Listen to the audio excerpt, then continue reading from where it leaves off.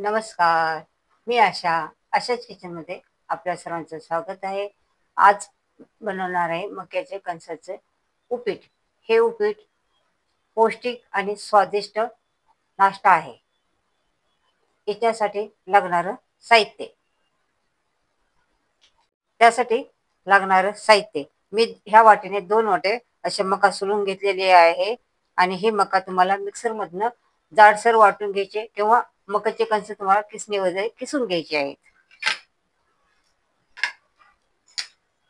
मोहरी आहे, अर्धा चमचा मोहरी आहे, अर्धा चमचा जिरा आहे, अर्धा चमचा हळद आहे आणि पाव चमचा हिंग आहे.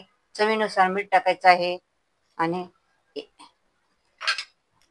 एक मोठा कांदा आहे, 10-12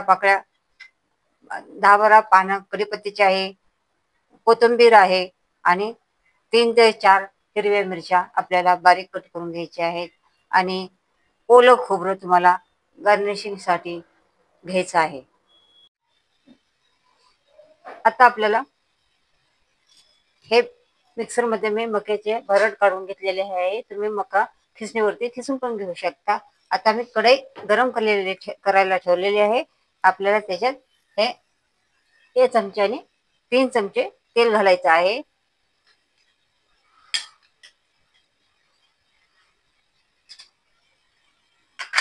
तेल गरम होऊन घ्यायचंय. मी अर्धा चमचा मोहरी घेतलेली आहे. याच्यात आपल्याला मोहरी घालायची आहे.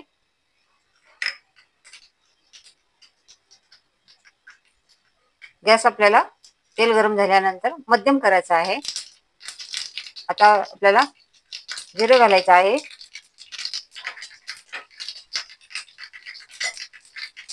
गॅस आता कमी करा.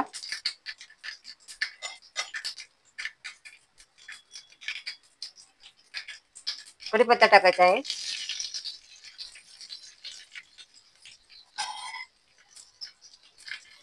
टाकायचे हळद टाकायची आहे. हिंग टाकायचं आहे. अर्धा चमचा हिंग हळद आहे. हिंग पाव चमचा हिंग आहे. आता आपल्याला कांदा घालायचा आहे.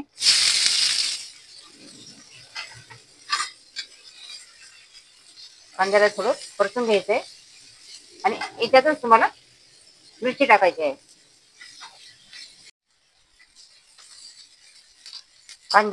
कांदा असा चांगला परतून घेतलेला आहे. म्हणजे असं खूप असं जास्त शिजवायचा नाहीये कांदा आणि जास्त कच्चा पण ठेवायचा नाहीये.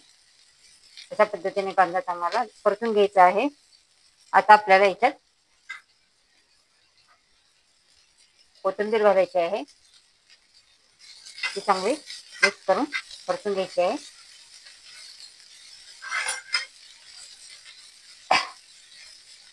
आपण नेहमी तोच नाश्ता पोहे, उपीट, इडली, डोसा खाऊन कंटाळा येतो. तर त्याच्यापेक्षा हा वेगळा नाश्ता आणि आपल्या सगळ्यांना या नाश्त्याचं म्हणजे असं त्याच्यामुळे वेगवेगळ्या नाश्त्याने आपल्याला पौष्टिक तत्व मिळतं, हेल्दीपणा मिळतो आणि मुलं असे मका असे अख्खे खात नाहीत.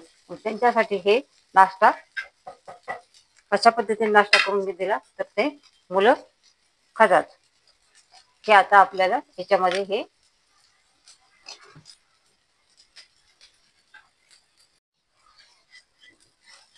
बघा कांदा आपला असा चांगला परतून झालेला आहे. आता आपल्याला याच्यामध्ये ह्या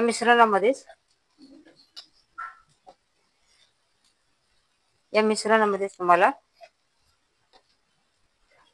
1 चमचा साखर घालायची. साखर तुमच्या चवीनुसार घालू शकता. मीठ तुम्हाला चवीनुसार घालायचं आहे.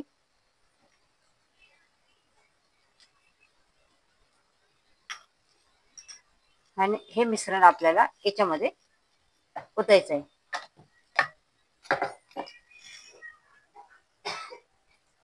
हे मिश्रण आपल्याला कढईमध्ये ओतायचं आहे आणि हे चांगलं याच्यामध्ये परतून घ्यायचं आहे. याच्यातच मी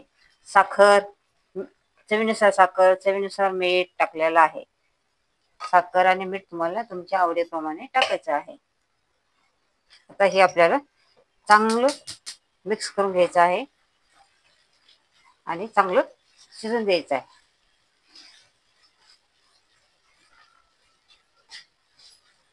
असं चांगलं मिक्स झालं पाहिजे.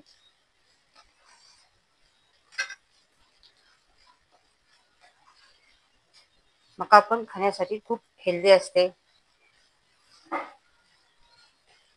हे कोणी कोणी वेगवेगळ्या पद्धतीने, कोण भाजून खातं, कोण बॉईल करून खाते. भाजून कोण असे मका तळून मकेला कढईमध्ये भाजायचं आणि थोडंसं अर्धवट भाजून त्यात थोडं तेल टाकून त्याच्यानंतर मग त्याच्यात थोडं तिखट मीठ टाकून पण ते पण खूप छान लागते. पण लहान मुलांना अशा पद्धतीने दिल्या ना तर मुलांना ते कळणार नाही आपण कशाचा नाश्ता करतो.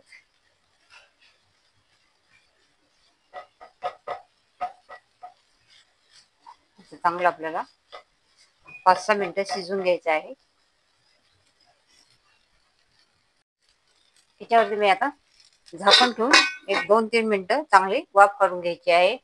कारण मका कोवळी असल्यामुळं लवकर शिजेल. जर मका जर थोडी हार्ड असेल तर मग त्याला शिजायला थोडा वेळ लागेल.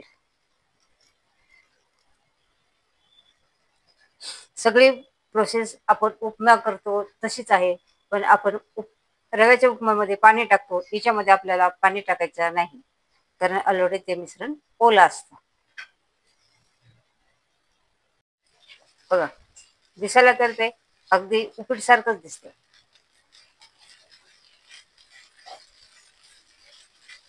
आता मोकळं सुटसुटीत व्हायला लागलं.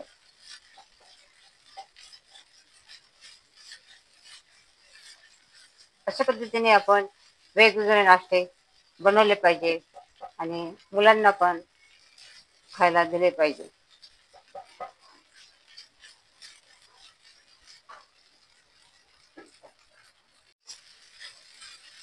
अशा पद्धतीने आपलं मक्याचं उपीट तयार झालेलं आहे. बघा, मोकळं सुटसुटीत तयार झालेलं आहे. आपण आता सर्व करणार आहोत.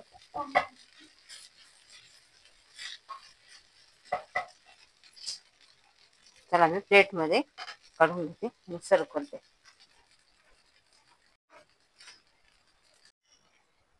आपलं उपीट तयार झालेलं आहे. याच्यावर मी खोबरं खिसून तुम्हाला ओलं आवडत असेल तर ओलं आणि सुकं खोबरं आवडत असले तरी सुकं खोबरं असं मी गार्निश करून घेतलेलं आहे.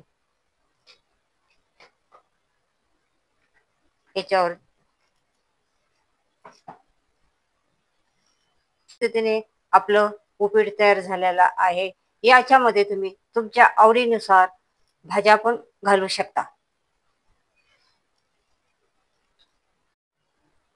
हे मक्याचे दाणे तुम्ही जास्त बारीक करायचे नाही, तुम्हाला जाडसर भरड ठेवायची आहे आणि याच्यामध्ये तुम्ही तुमच्या आवडीनुसार टमाटर सुद्धा घालू शकता.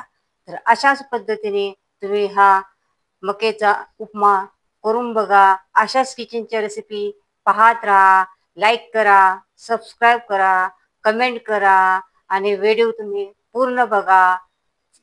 पुन्हा भेटू नवीन रेसिपी घेऊन. चला, बाय.